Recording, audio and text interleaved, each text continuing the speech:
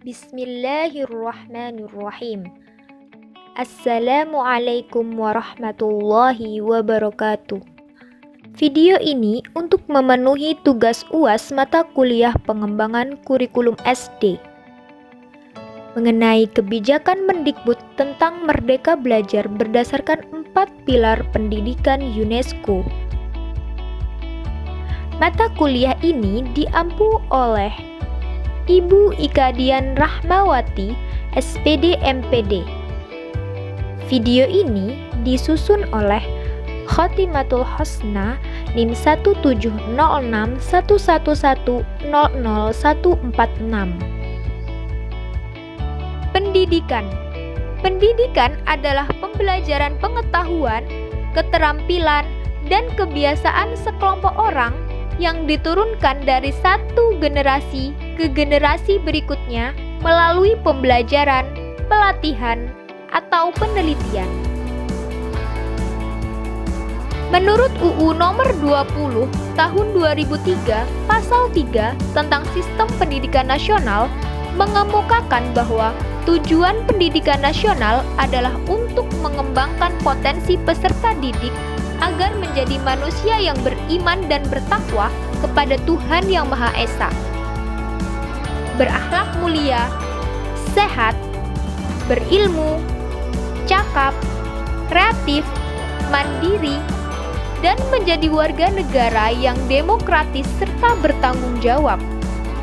UNESCO merupakan sebuah badan khusus di bawah PBB yang didirikan pada tahun 1945.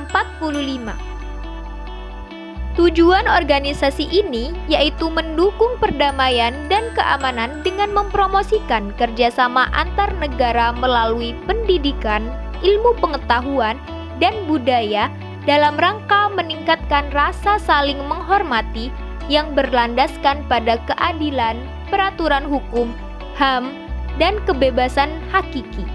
4 pilar pendidikan UNESCO. Yang pertama, learning to know. Belajar untuk mencari tahu. Yang kedua, learning to do. Belajar untuk melakukan. Yang ketiga, learning to be. Belajar untuk menjadi. Yang terakhir, learning to live together. Belajar untuk hidup bersama. Learning to know. Belajar untuk mencari tahu. Proses pembelajaran ini memungkinkan peserta didik untuk tidak sekedar memperoleh pengetahuan, tapi juga menguasai teknik memperoleh pengetahuan tersebut. Mereka bisa mendapatkan pengetahuan melalui penggunaan media atau alat yang ada. Media bisa berupa buku, orang lain, internet, dan teknologi yang lainnya.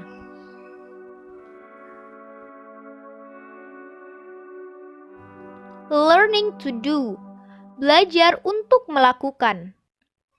Pilar kedua ini dimungkinkan mampu mencetak generasi muda yang intelijen dalam bekerja dan mempunyai kemampuan untuk berinovasi. Dalam pendidikan ini, tidak hanya sekedar untuk menjadikan anak tahu akan suatu ilmu, namun lebih jauh untuk terampil berbuat maupun mengerjakan sesuatu sehingga menghasilkan sesuatu yang bermakna bagi kehidupan.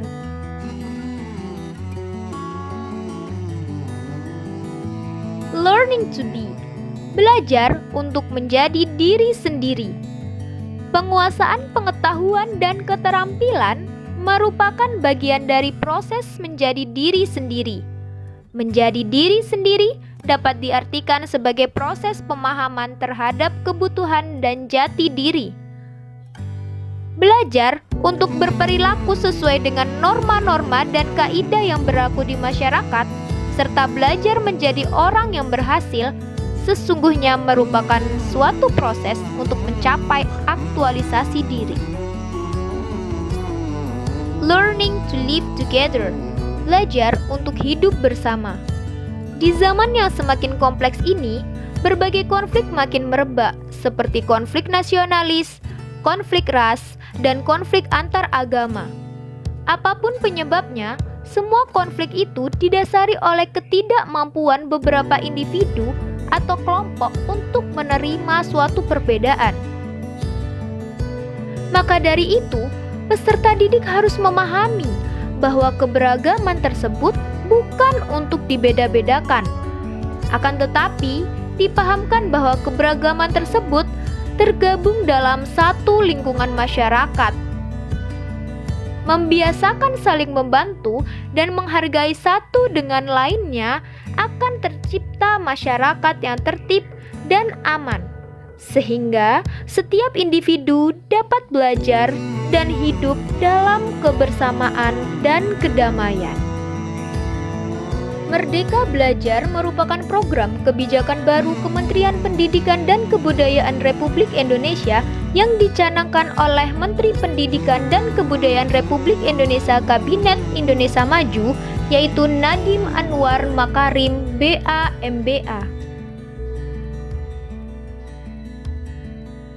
4 pokok kebijakan pendidikan Merdeka Belajar, yaitu yang pertama USBN, yang kedua UN, yang ketiga RPP, dan yang keempat PPDB.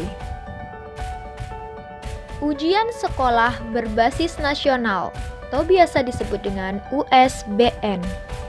Arah kebijakan mengenai terselenggaranya ujian sekolah berbasis nasional akan dirubah. Tahun 2020, ujian diselenggarakan oleh sekolah. Ujian ini dilakukan untuk menilai kompetensi siswa, dilakukan dalam bentuk tes tertulis atau bentuk penilaian lainnya yang lebih komprehensif seperti portofolio dan penugasan. Ujian nasional. Ujian nasional atau biasa disebut UN akan digantikan oleh asesmen kompetensi minimum dan survei karakter. Berbeda dengan UN yang dilaksanakan di akhir jenjang pendidikan, asesmen ini akan dilaksanakan di kelas 4, 8, dan 11. Hasilnya diharapkan menjadi masukan bagi sekolah untuk memperbaiki proses pembelajaran selanjutnya sebelum peserta didik menyelesaikan pendidikannya.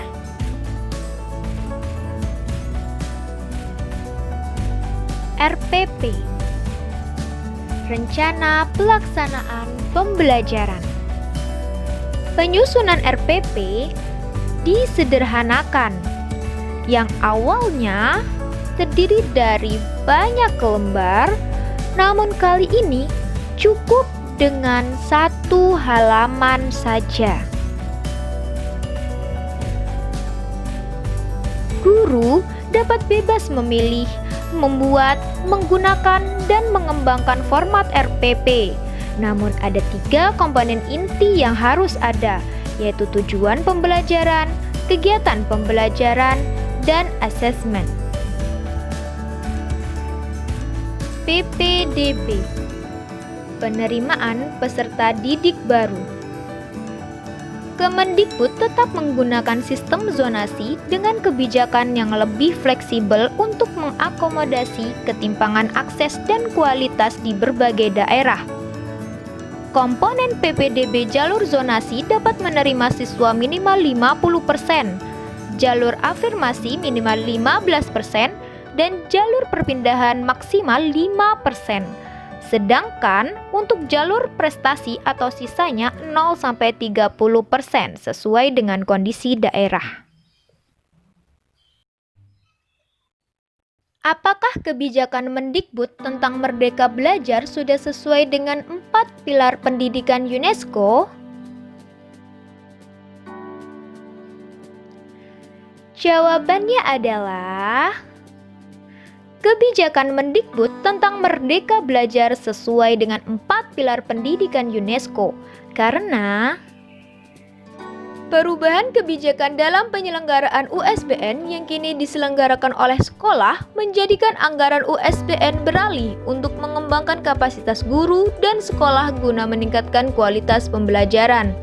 Hal ini dapat mengembangkan peran guru yang bukan hanya sebagai sumber belajar, namun juga sebagai fasilitator, pengelola, demonstrator, pembimbing, mediator, dan evaluator.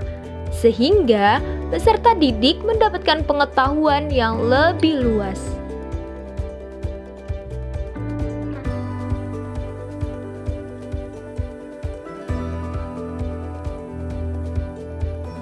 Penyelenggaraan UN dirubah menjadi asesmen kompetensi minimum dan survei karakter yang terdiri dari kemampuan bernalar dalam literasi, numerasi, dan adanya penguatan pendidikan karakter. Dengan ini menjadikan peserta didik tidak hanya sekedar mengetahui suatu ilmu, namun juga memiliki karakter yang intelektual sehingga mampu melakukan dan menghasilkan sesuatu yang bermakna dalam kehidupan.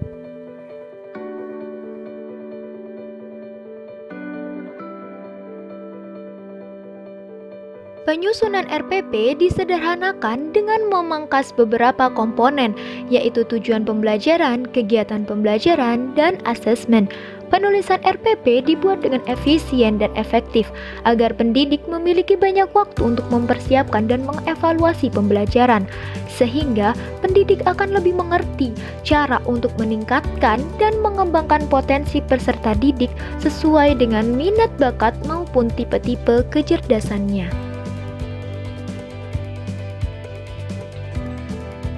Kemendikbud tetap menggunakan sistem zonasi dalam penerimaan peserta didik baru dengan kebijakan yang lebih fleksibel sehingga akses dan kualitas pendidikan lebih merata. Dengan adanya kebijakan tersebut, peserta didik akan bertemu dan terbiasa hidup bersama orang lain yang memiliki berbagai macam perbedaan. Keadaan tersebut diharapkan dapat menjadi bekal dalam bersosialisasi mereka di masyarakat.